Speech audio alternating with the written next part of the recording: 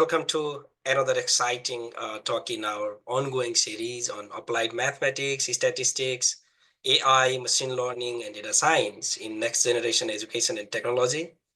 Today, we are honored to have with us Ms. Nicole Abreu, a master's graduate from Florida Atlantic University and an active researcher in the field. She will be presenting on a fascinating and a foundational topic, directed acyclic graphs, DAGs, and topical sorts. So without further ado, please join me in welcoming Nicole. We are excited to learn from you, your insights. The floor is yours, Nicole. Thank you so much for the introduction, Deepak. All right, so let me just share my screen. Sure. And we'll get started with the presentation. All right, slideshow. And from beginning. Okay, so thank you so much for inviting me to give a presentation for the YouTube channel.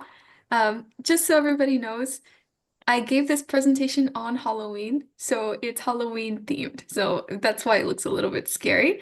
But hopefully it doesn't detract. I don't think it will detract from the information that's being shared. All right, so as mentioned, the presentation is called DAGs and Topological Sorts. DAG stands for Directed Acyclic Graphs.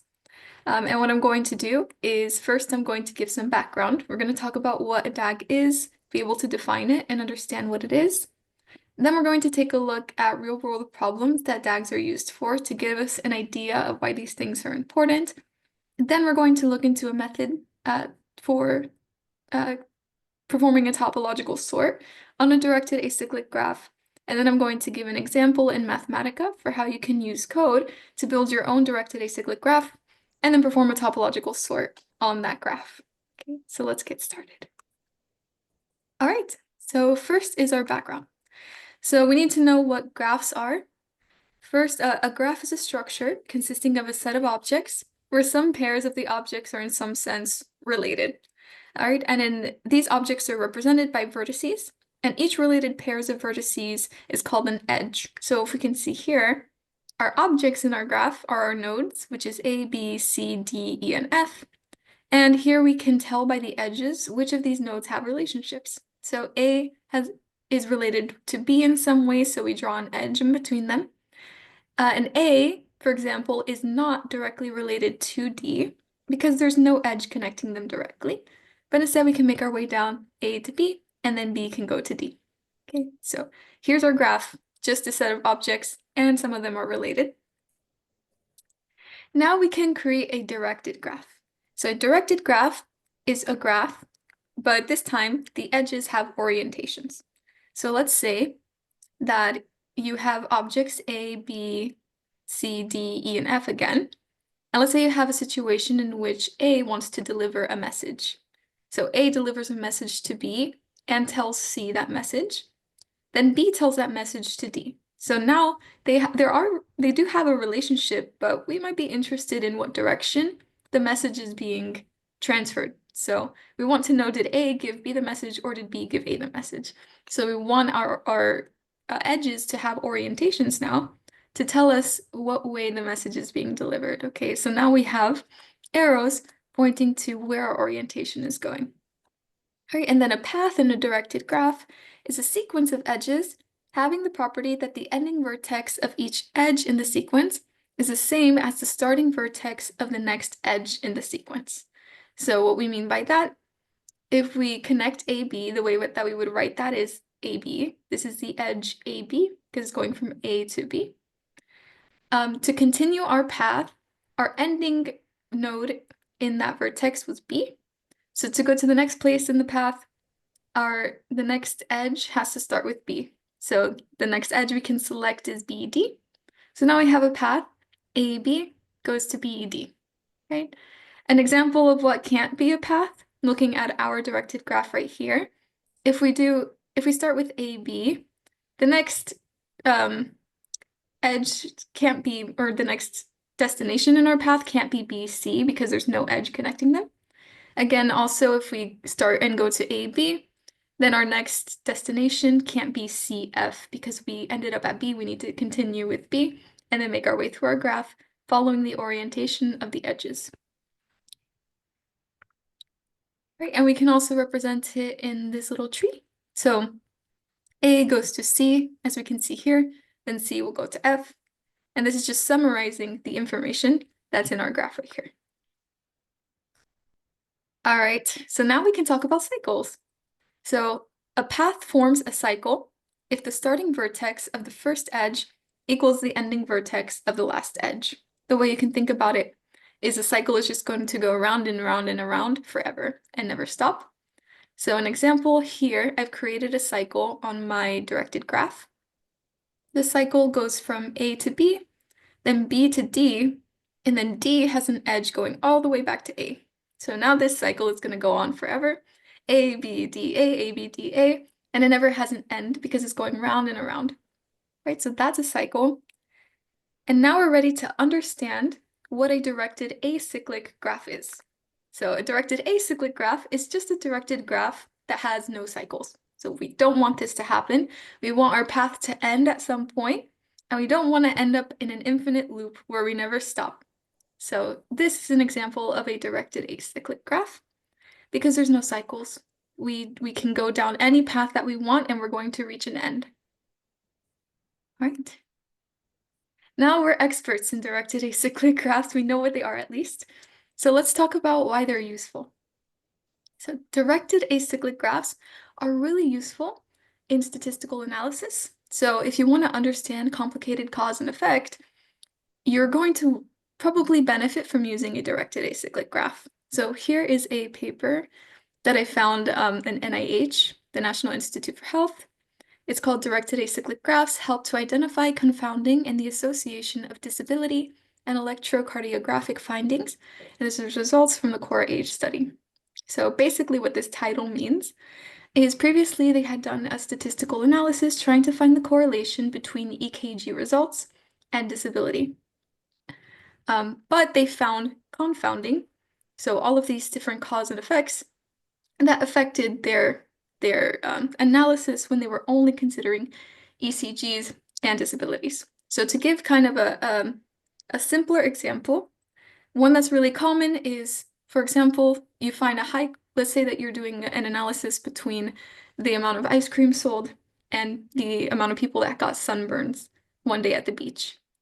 Let's say that you find a high correlation between the number of people who, the amount of ice cream that was sold and the number of people who got sunburns.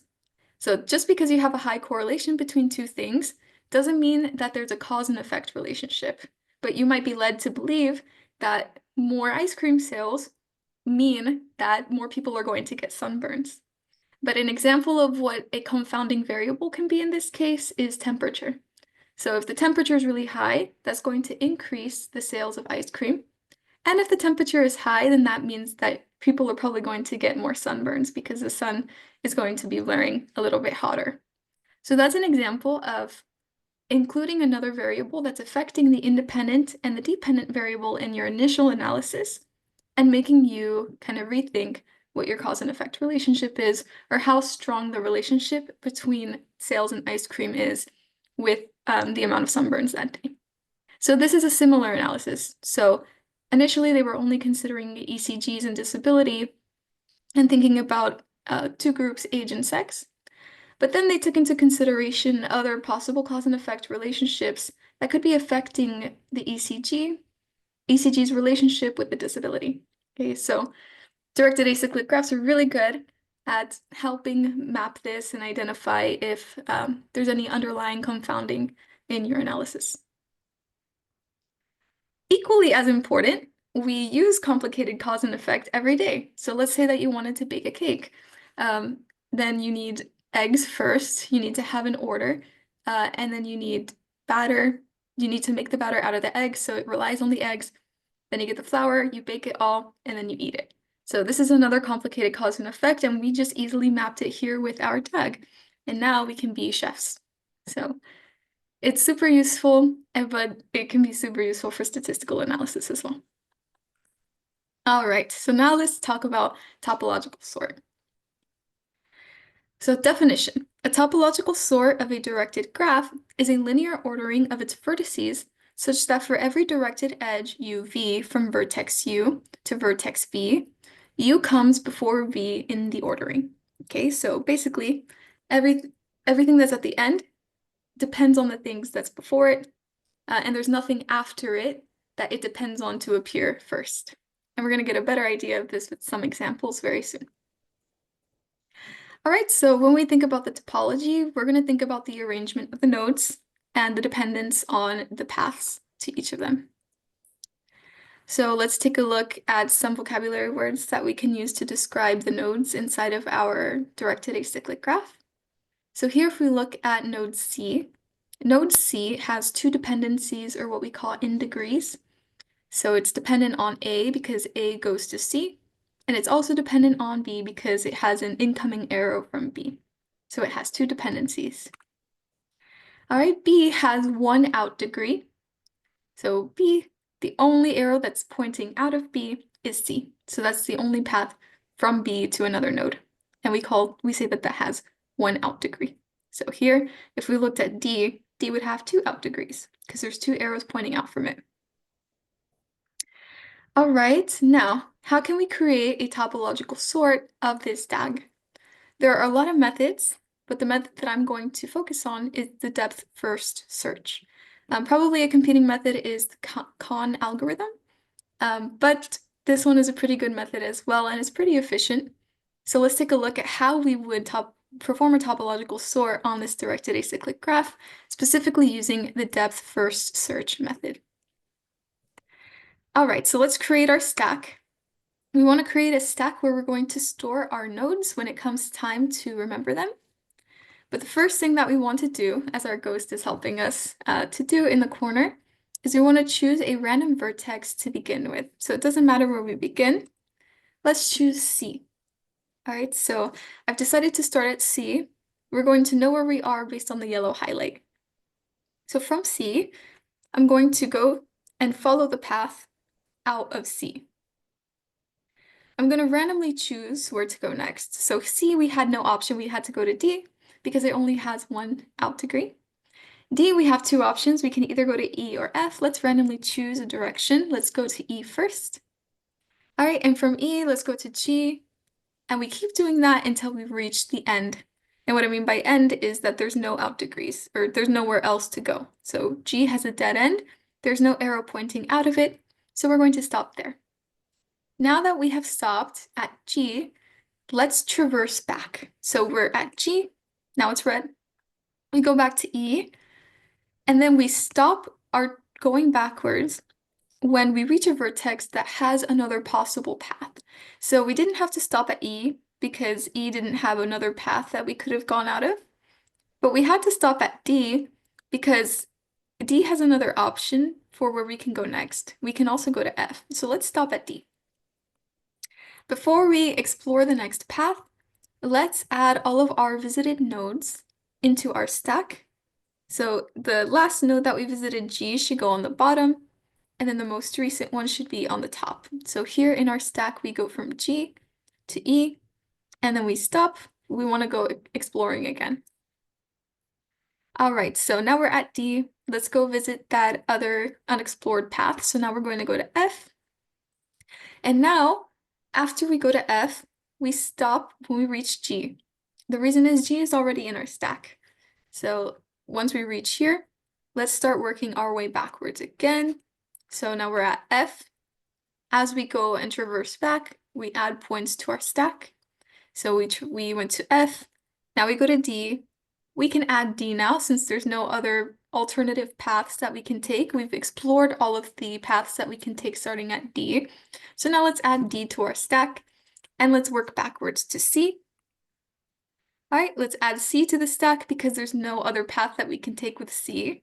So now we're going backwards. Let's randomly. Okay, and now that we've gone backwards to C, let's choose another random unvisited vertex. I'm going to choose A. All right, and the reason why we stopped at C is where we began. So once we've explored all of the options away from C, we're ready to add C to our stack. And now we're starting fresh. Now let's go to any vertex that's not in our stack again. Now we're choosing A. So let's start the process. So let's just randomly visit one of the options, one of the paths that we can take with A. The one I randomly chose first was going to C. but C is already in our stack right over here on the right. So we stop from going to this path and we go back to A. Now let's repeat the process. Now let's go explore the only other option that we have, which is going to node B. All right, and continue exploring. Now we stop because the only place out from B is C, but C is already in our stack. Okay, so now let's go backwards again, just like we did before. We visit B first. B gets added to our stack because there's nowhere else we can go from B. And then finally, we reach A. And since A has no possible outputs, there's no other paths that we haven't visited, we're ready to add A to our stack.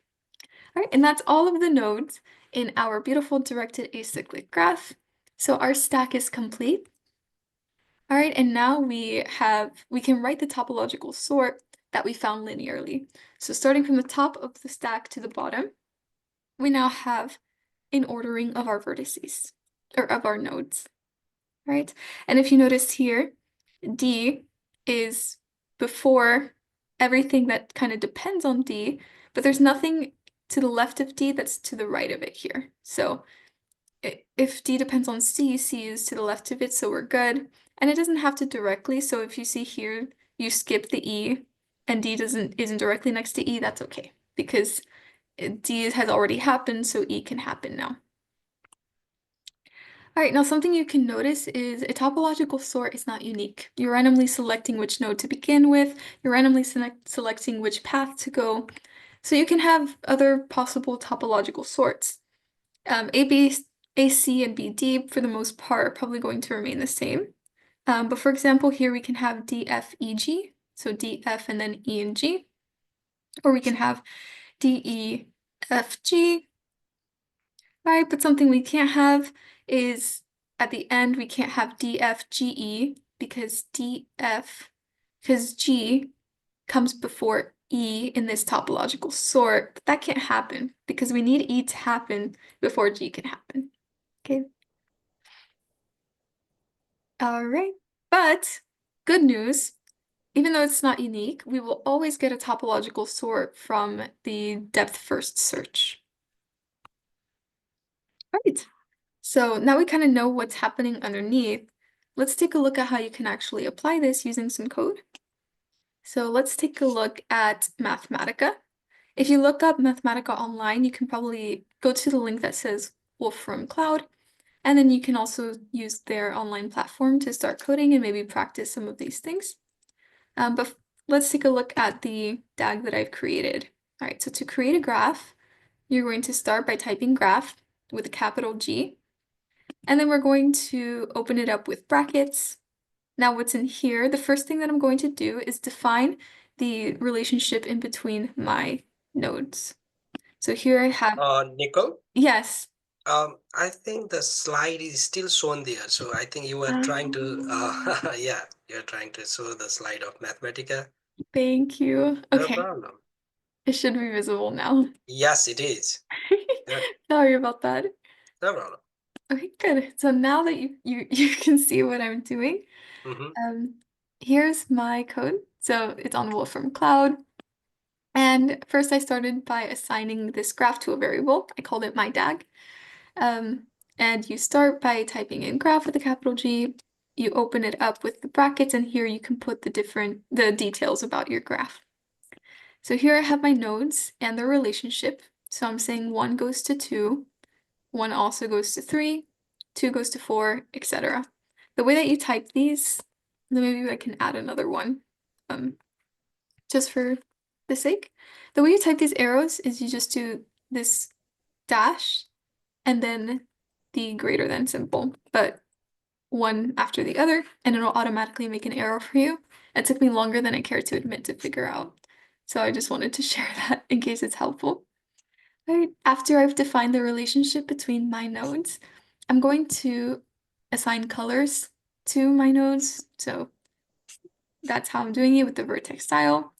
Edge style, so I want the edges to be thick. You can also add more um, options, maybe like dashed if we want our arrows to be dashed. And then we have vertex labels, which is just going to be the names of these vertices. All right, and then the semicolon is going to keep your code running. So if I ran it like this, nothing would come out. But if you wanted to visualize what your directed acyclic graph looks like, I'm going to call my variable, which I named my DAG. So my DAG. I'm not going to put the semicolon because otherwise it's not going to show. And I'm going to click Shift and Enter. And there we go. Now we can visualize my beautiful directed acyclic graph. And it has all my colors. If you don't want it dashed, just get rid of that for the edge style. And there's no problem at all. All right, so I'm visualizing it, making sure it's going to work. So topological sort is not going to work if your graph has cycles. So that's important to check before you put it in.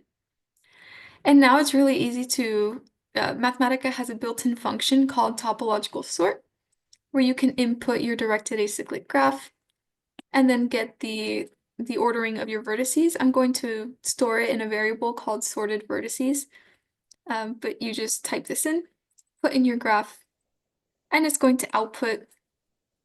Oh, so it ran, and there we go.